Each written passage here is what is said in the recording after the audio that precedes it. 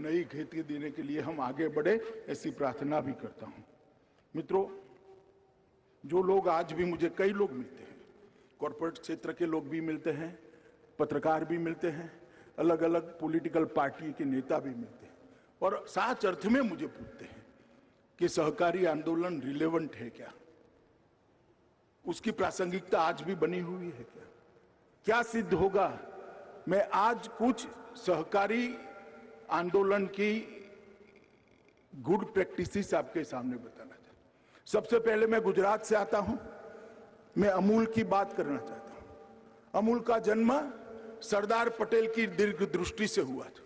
1946 में अंग्रेजों ने एक फैसला किया कि किसानों ने कंपलसरी फर्जियात रूप से अपना सारा दूध एक प्राइवेट कंपनी को देना पड़ेगा। इसके खिलाफ एक आंदोलन हुआ खेड़ा जिले के अंदर। सरदार पटेल ने त्रिभुवन भाई को कहा कि जब तक आप दूध बेचने की व्यवस्था नहीं करते तब तक दूध का आंदोलन, इसके खिलाफ आंदोलन कभी सफल नहीं होता। और वहां एक शुरुआत हुई अमूल की।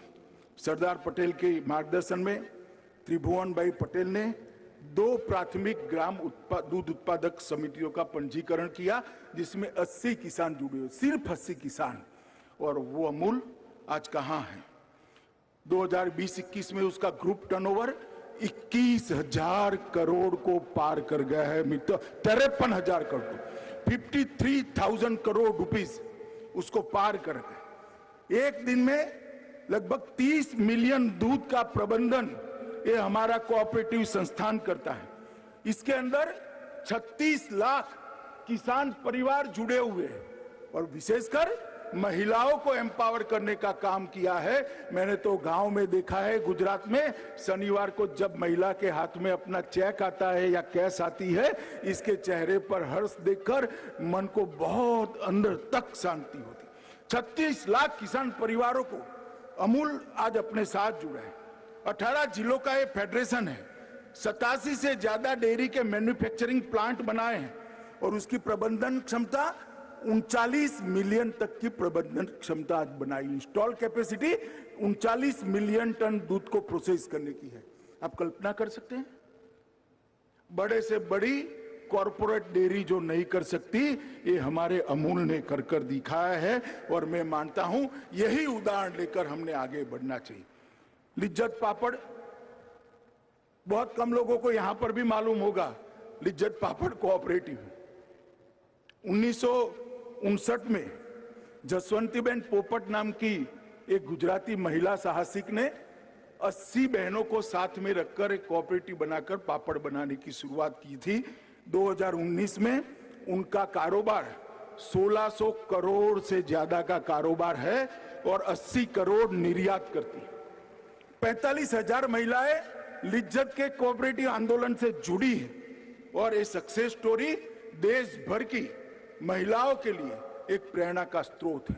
अमूल और लिज्जत दोनों आज सफल है तो देश की महिलाओं का इसके अंदर बहुत बड़ा योगदान है, दूध भरने में भी और पापड़ बनाने भी। इफको जो आज हमारे यजमान है, चेयरमैन साहब भी बैठे हैं, एमडी अवस्थी भी बैठे हैं। इफको ने इस देश की हरित क्रांति को एक नई दिशा देने का काम किया है। 1967 में 57 कोऑपरेटिव्स के साथ एक स्पेसिफाइड सोसाइटी बनी और वो बढ़ते बढ़ते बढ़ते आज 36,000 से ज्यादा कोऑपरेटिव को मेंबर बनाकर लगभग 5.5 करोड़ किसानों को उसका लाभांश पहुंचा दी। आप कल्पना कर सकते हैं, एक बहुत बड़ी कंपनी अगर कुछ कमाएगी तो इसका सबसे बड़ा हिस्सा इसके मालिक के पास जाएगा और इनको जो कुछ भी कमाएगी इसका पाई पाई ये 5.5 करोड़ किसानों के घर में जाएगा। इसी को कोऑपरेटिव कहते हैं। आज इफको ने लगभग देश के उर्वरक की पूरी जिम्मेदारी 2-3 और कोऑपरेटिव को साथ में रखकर उठाई और मैं अभिनंदन करना चाहूंगा चेयरमैन साहब और एमडी जी का, अवस्थी का, कि इन्होंने नैनो टेक्नोलॉजी को जमीन पर उतारकर बहुत बड़ा काम किया और इसके माध्यम से मुझे पूरा विश्वास है कि कोऑपरेटिव संस्थाओं के माध्यम से ही आने वाले दिनों में वो दिन दूर नहीं है कि उर्वरक खाद इंपोर्ट करने की जरूरत नहीं पड़ेगी, हम आत्मनिर्भर बनेंगे और हमारा उर्वरक हमारे देश में भी बढ़े। इसी तरह से क्रिप्को भी लगभग 9,500 समितियों का बना हुआ एक संघ है। उसकी मूड़ी, शेयर प्रदत्त मूड़ी लगभग 388 करोड़ है।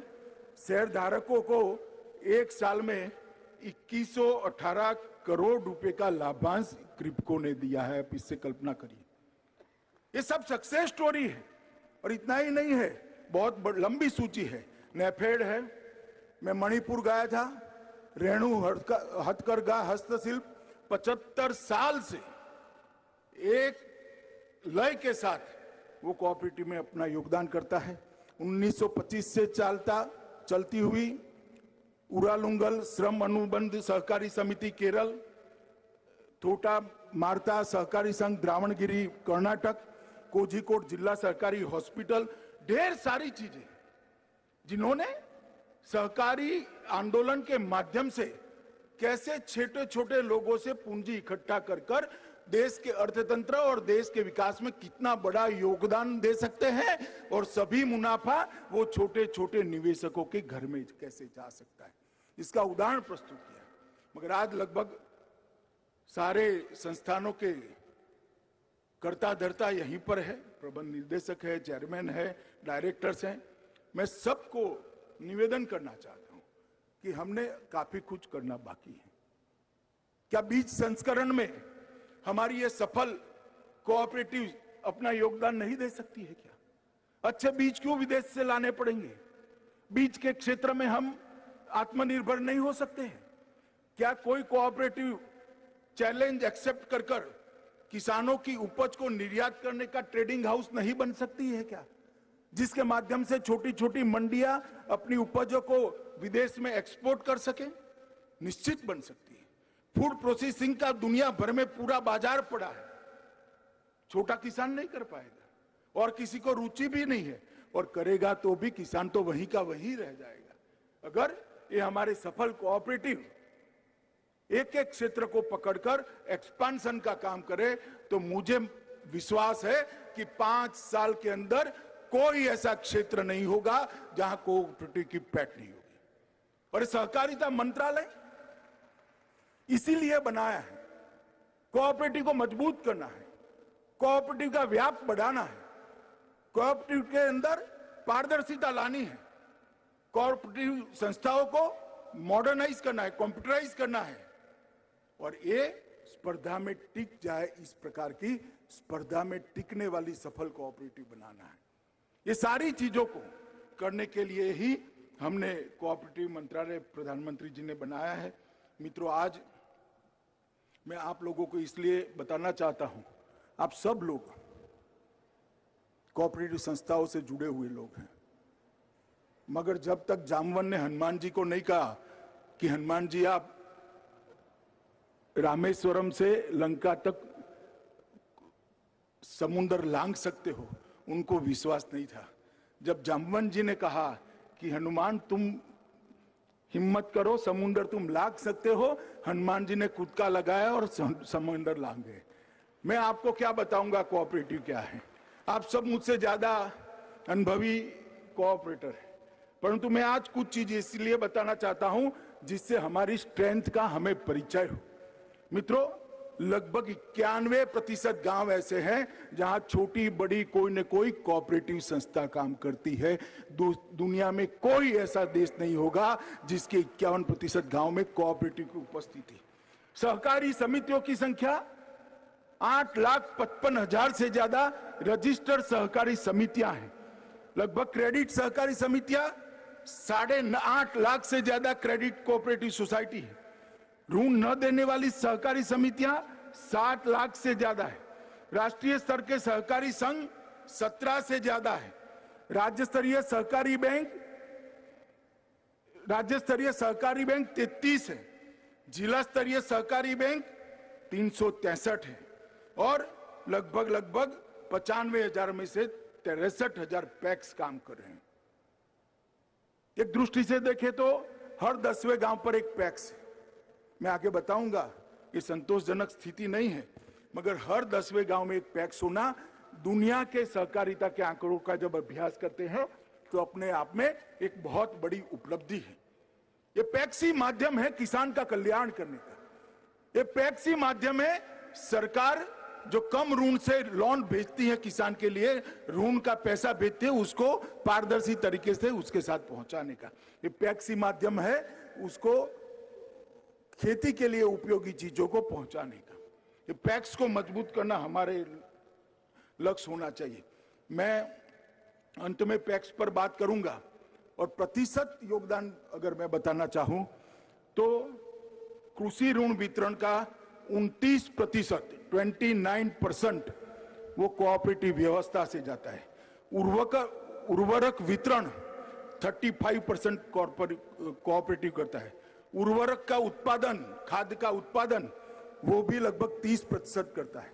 चीनी का उत्पादन, देश की कुल चीनी की लागत का उत्पादन 31% कोऑपरेटिव चीनी मिलें करती है। तकली स्पिंडल 29%, दूध की खरीदी और उत्पादन 20%, गेहूं की खरीदी 13% कोऑपरेटिव करती है, धान की खरीदी 20% करती है और मछुआरा के क्षेत्र में भी कोऑपरेटिव का योगदान 21% है। मैं इसलिए आंकड़े कहता हूं मित्रों कि एक बहुत मजबूत प्लेटफॉर्म पर आज हम खड़े हैं। अब समय आ गया है कि नए लक्ष्य तय करना और नए लक्ष्यों को सिद्ध करने के लिए आगे बढ़ना। ये प्लेटफॉर्म जो हमारे पुरखों ने, भारत के कोऑपरेटिव आंदोलन के पुरखों ने हमें दिया है, वो प्लेटफॉर्म पर एक मजबूत बहुमंजिला इमारत बनाने का काम यहाँ हॉल में बैठे हुए और ऑनलाइन जुड़े हुए सभी सहकारी कार्यकर्ता, और इसीलिए